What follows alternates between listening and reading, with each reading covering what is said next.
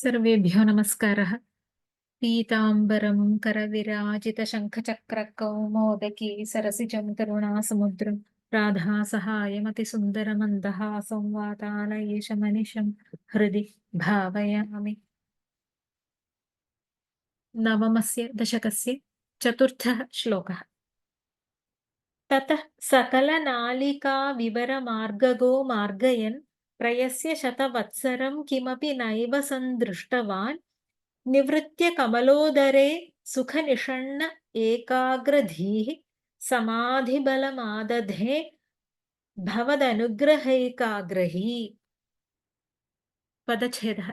ततः सकलनालिकाविवरमार्गगः मार्गयन् प्रयस्य शतवत्सरं किमपि न एव सन्दृष्टवान् निवृत्य कमलोदरे सुखनिषण्णः एकाग्रधीः समाधिबलम् आदधे भवदनुग्रहैकाग्रही।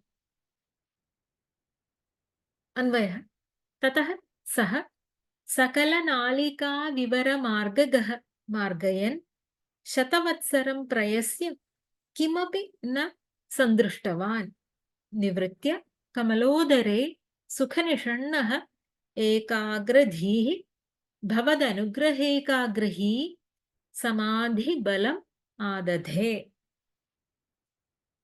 ततः सः ब्रह्मा एतदनन्तरम् एकस्यां नालिकायां भगवद् गवेषणानन्तरं सः इति पूर्वस्मात् श्लोकात् अनुवृत्य योजनीयं।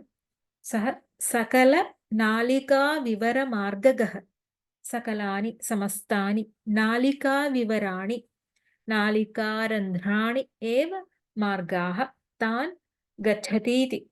कमलस्य सकलनालिकाविवराण्येव मार्गः अथवा मार्गाः तान् गच्छतीति।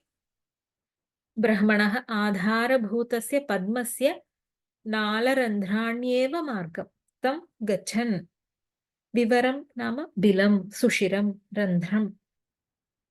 सकलनालिकाविवरमार्गगः इत्यस्य स्थाने कमलनालिकाविवरमार्गगः इत्यपि पाठभेदः अस्ति।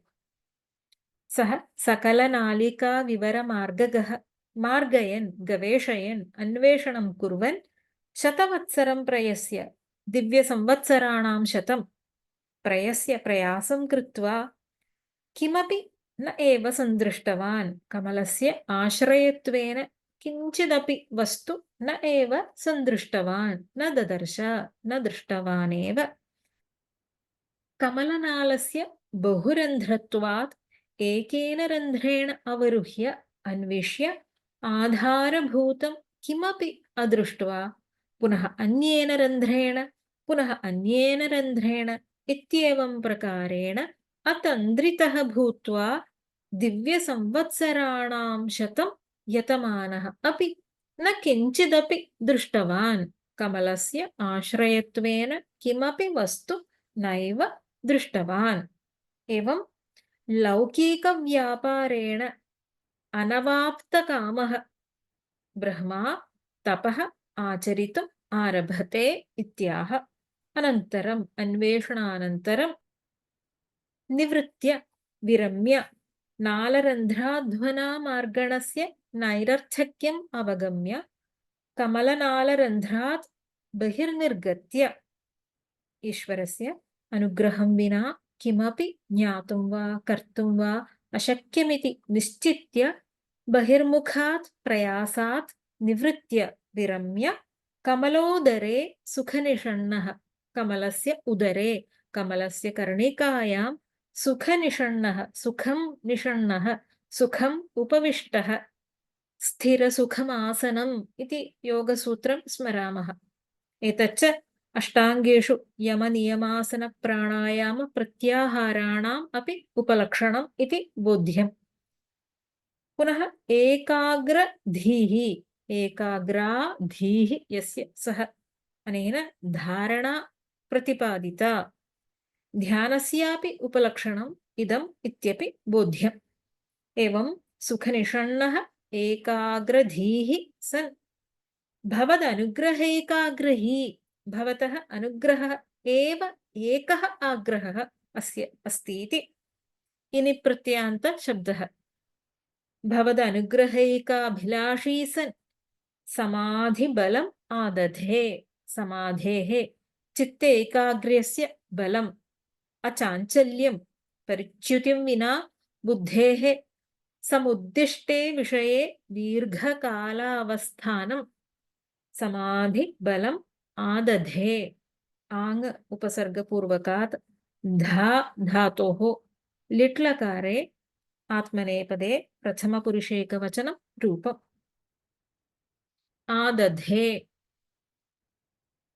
भागवतस्य श्लोकं पश्यामः तमस्य पारे विदुरात्मसर्गं विचिन्वतोऽभूत् सुमहान् स्त्रिणेमिः यो देहभाजां भयमीरयाणः परीक्षिणोत्यायुरजस्य हेतिः अपारे तमसि अंधकारे आत्मसर्गं विचिन्वतः स्वस्रष्टारं मार्गयतः सुमहान् त्रिणेमिः कालः महान् कालः यः कालः देहभाजां भयम् ईरयाणः अजस्य हेतिः आयुधम् आयुः परीक्षिणोति अजस्य शतं दिव्यसंवत्सराः एवमेव अतीताः इति पुनः अग्रे उच्यते ततो निवृत्तो अप्रतिलब्धकामः स्वधिक्ष्ण्यमासाद्य पुनः स देवः शनैर्जितश्वासनिवृत्तचित्तो